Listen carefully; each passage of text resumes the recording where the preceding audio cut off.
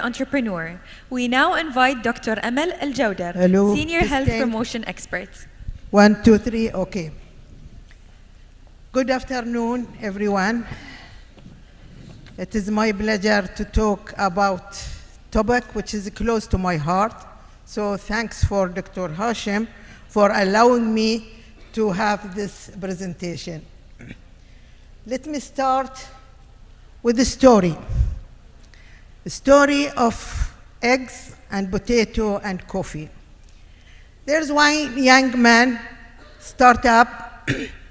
just to start his own business, and then he felt it is too much demanding. What he can do, there's a lot of pressure. So he went to his mother and complaining, no, I want to quit. Why? There's too much stress. She told me, okay, come to the kitchen with me. And she brought 3 cooking pots. She put in one of them eggs, other potato, and coffee. And then boil the water. What happened to the eggs? Eggs, it was soft. What happened to it? It became harder. What about potato? It became softer. What about coffee? It came with delicious drink. So she told him, all these 3 have the same experience. It is just boiling water, but the reaction of them is different. So you can choose what you want to do. Do you want to be an egg or potato or coffee? So what do you want to be?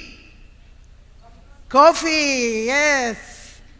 So this is what I'm going to talk about it.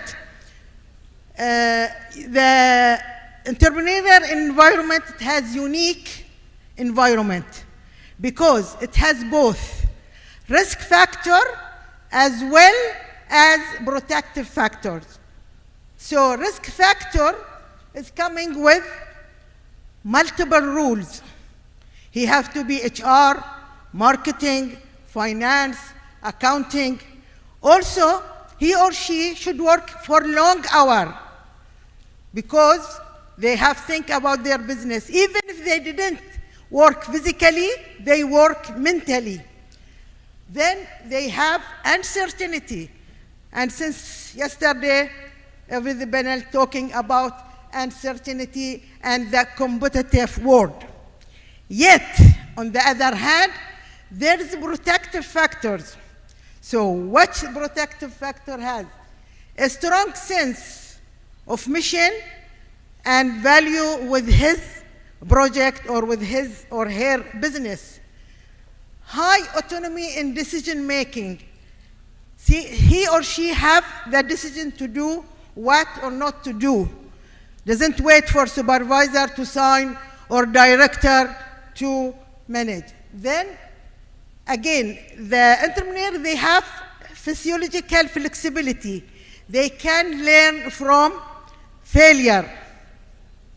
And last thing, they are self-motivated because they start their own business, they start their project, and they are passionate about it. So now, let us talk about well-being from perspective of positive psychology. Dr. Martin Seligman, the founder of positive psychology, developed a model which called BERMA. BERMA stands for, each letter stands for an issue. So B stands for positive emotion. When you celebrate even a small win, you create positive emotion. So if we say about E, what do you think E is for? Just because I don't want to talk alone, I want something interaction. E, what comes to your mind? It is already positive emotion. E, engagement. So when you engage in something, you're really passionate about it, you forget the time, you forget everything. So you are so busy with it. Then we come to R. What do you think R stands for? relation. So when you have relation, good relation, then you will have positive relation. Then again, this is an element or an ingredient in well-being. Then we have M. No. Meaning. When you have meaning for, and let me tell you a story about the meaning. A wise man passed over labor working. They are building. So he asked the first one, what you are doing? He said, no, you cannot see me. I am working all the day. By the night, I get so tired and exhausted. Then the second man, what do you do? He said, I am building a school. Then he went to the third labor. What you are doing? He said, I design my country future. Because the school will get children to learn, and these children will design their future, our country future. So always look to your project, a meaning bigger than what you do. And last one, achievement. So you have the achievement. Now, what is stress? Everybody complaining is stress. Life is stressful. Life is stress. Stress is imbalance between demand and resources. That's easy. It is your reaction to the whatever situation happened to you. So it is when you feel you are unable or unable to cope with this situation, then you will get stress. So stress, if we take two lines, then you have perceived demand, starting business, what's demand on me? And then if you have resources, what resources you have? You have internal resources, your personality, how patient you are, how creative you are, how flexible you are, all these your internal resources. And then you have external resources, time, money, team, your team, and everything. If they both goes together, then you are master, you are challenging. It is not stress. But if you feel your demand is more than your resources, then you will feel stress. And if you feel your resources even more than demand, then you will feel frustrated. So how to cope with stress? Again, there are 5 A. First A, you think it stands for what?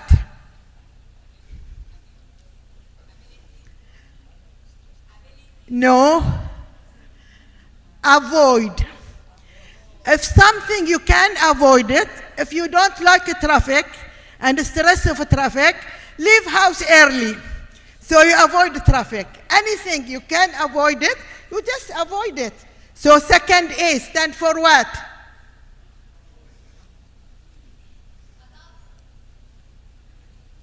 Adapt. Before adapt is one to become the third one.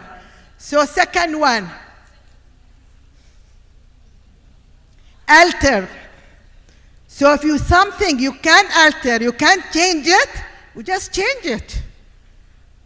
What is this one? We just do it. Okay? The third one, adapt, as you said.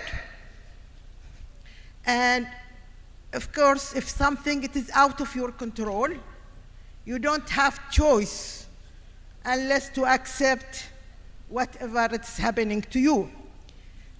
The fourth A is accept. When something you cannot change it, you cannot avoid it, you can alter it, you can modify it, then there's no way except accept it. And the fourth one, or the fifth one, is adopting well-being strategy. So now I'm going to talk about well-being strategy. First of all, manage your energy. How you manage your energy?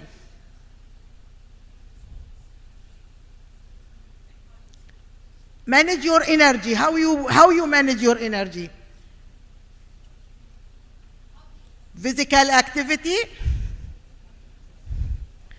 good, healthy, balanced diet, and enough sleep. Quality sleep even, not quantity. Quality sleep. So this is one thing which for well-being. Second thing, manage your time and priority. How you manage your time and priority? By using Eisenhower matrix. Eisenhower matrix is a simple tool, yet it is very powerful, where you can divide your task according to two factors, importance and urgency. So if you have something urgent and important, what you will do? If you have something important but not urgent, what you will do? So in Eisenhower, what they said, if you have something important and urgent, do it. There's no time to delay it. It is an urgent and also important. Second thing, if it's something important, yet not urgent, you can do it, not just now. Maybe tomorrow, maybe after 1 week, maybe after 1 month, but it is important. So plan for it. Third thing, urgent, but not important. Something happened to you urgent, but it is not important for you. Delegate. And the fourth thing, which is the miserable one, non-urgent and non-important, and yet we spend more time with it, like social media, for example, like whatever. So these things, we have to eliminate it or reduce it as much as we can. Then enforce social connection. Social connection is an essential part of healthy and well-being lifestyle and present a key strategy for, in Harvard study, which stay more than 75 years, they found the most important factor in being healthy and happy is your social connection. So it will contribute a sense of belonging. As a human being, we need this sense of belonging. Then it has emotional support. It will give us emotional support. And of course, it is intellectual exchange and idea and concept. And also, it has empathic listening. Empathic listening, when you listen to others with your heart and with your eyes before your ears. When you put yourself in their place and see the thing, the condition from their eyes and from their perspective, as we're putting ourselves in other shoes. Then we have to be initiative. You have to start your connection and social connection. Then you have curiosity. You have to compliment them. And constantly maintaining in communication with your team, with your friend, with your... So when you want to start building a well-being habit, first of all, determine which habit you want to change. Do you want to change your food habit or exercise habit or social connection, whatever, and see what is the purpose for this habit, why you want it, and what is meaning of this habit. Then start with very small steps. Making the habit easily and supportive. So don't make it difficult to do it. And encourage environment. Building habit also, if you want to start a new habit, link it to something existing habit. Make like connection between of them. Then you remember, when you do the old habit, you will automatically remember the new habit. And making it rewarding.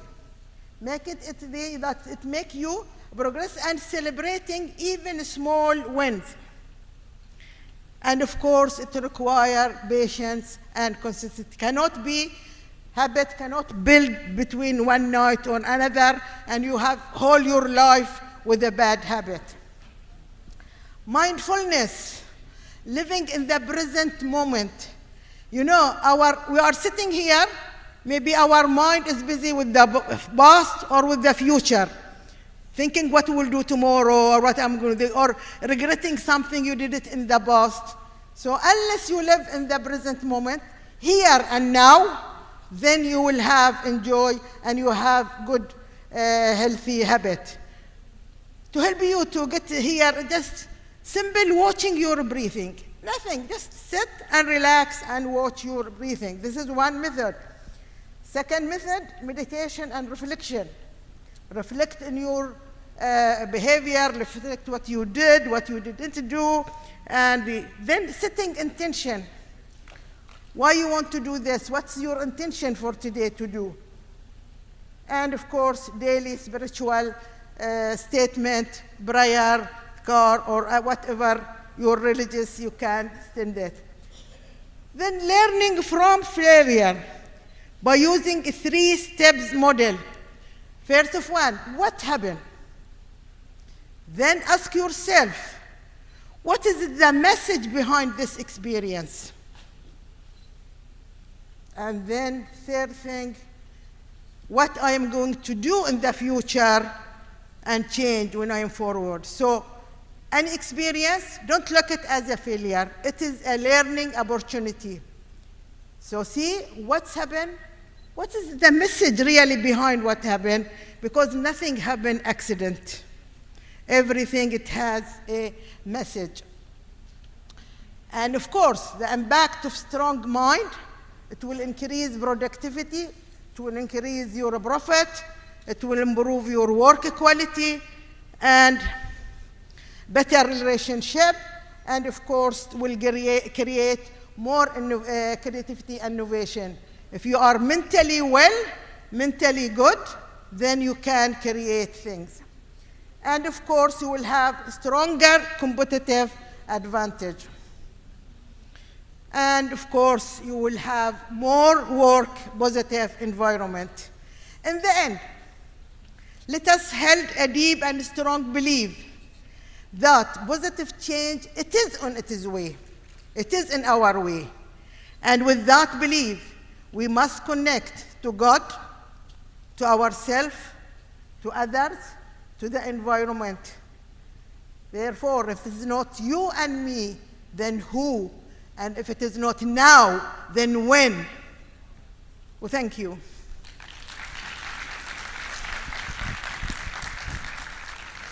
دكتورة أمل، يعني أبدعتي بحضورك، بشخصيتك الرائعة، أضفتي أجواء تفاعلية حلوة في المكان. فعلا شكرا لك، شكرا لك من القلب. شكرا.